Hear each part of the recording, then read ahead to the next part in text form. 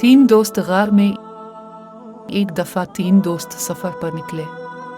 वो एक तूफान में फंस गए और एक पहाड़ के अंदर गार में पनाह ली। जल्द ही एक चट्टान गिरी और गार का मुंह बंद हो गया और वो बाहर ना निकल सके। वो बहुत परेशान हुए।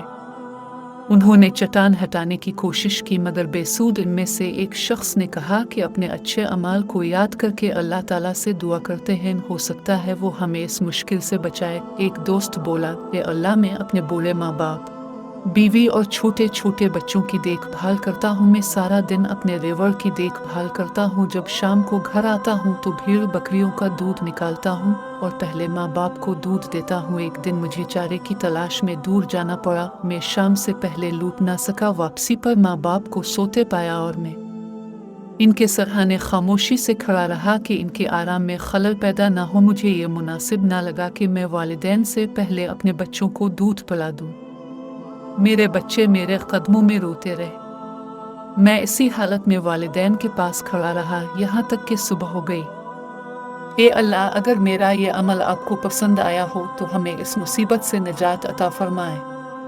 वो चट्टान थोड़ी सी सरकी यहाँ तक कि वो थोड़ा सा आसमान देख सके। दूसरा दोस्त बोला कि मेरे अल्लाह, मेरी एक चचाजाद थी जिससे मैं शादी करना चाहता था, लेकिन इसने इनकार कर दिया क्योंकि मैं इसका 100 दिनार कर्ज नहीं अदा कर सका। मैंने बड़ी मुश्किल से 100 दिनार इकट्ठे किए, इसके घर गया और उसको मजबूर किया कि मुझसे निकाह करें। वो कहने लगी, ले अल्लाह के बंदे, अल्लाह से डर और उसकी हद को ना तोड़। इसलिए मैंने इसको छोड़ दिया और वहाँ से वापस आ गया।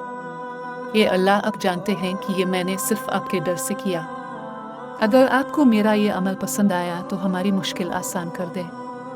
वो पत्थर थोड़ा सा सिरका के कुछ रास्ता बना मगर वो इन तीनों के निकलने के लिए नाकाफी था। तीसरा बोला कि अल्लाह, मैंने एक मुलाजिम चावल मापने के लिए रखा। जब इसने अपना काम ख़त्म कर लिया तो मैंने इसको चावलों की शक्ल में मुआवजा अदा किया मगर इसने कबूल ना किया। तो मैंने उन चावलों को बीज बो दिया। मेरी फसल बहुत अच्छी हुई कि मैं अमीर हो गया। मेरे पास गाय और भेड़ बकरियों के रेवड़ थे। एक दिन वो मुलाजिम आया और कहने लगा, अल्लाह से डरो और मेरे माल में कोई जुल्म मत करना। मैंने इसको कहा, ये गाय और भेड़ बकरियां ले जाओ। वो कहने लगा, अल्लाह से डरो और मेरा मजाक मत उड़ो। मैंने कहा, मैं तमस्खुर नहीं कर रहा बल्कि तुम ये माल ले जाओ, और वो लेकर चला गया। ए अल्लाह, आप जानते हैं ये अमल मैंने आपकी रज़ा के लिए किया। अगर मेरा ये अमल आपको पसंद आया तो हमारी मुश्किल आसान कर दे।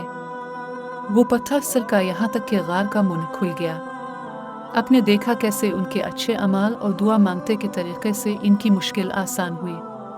प्यारे बच्चों, हमारे लिए सबक यह है कि हमें हमेशा अच्छे और नेक अमाल करने चाहिए और इखलास से इबादत करनी चाहिए। अल्लाह हमारी दुआएं कबूल फरमाएंगे।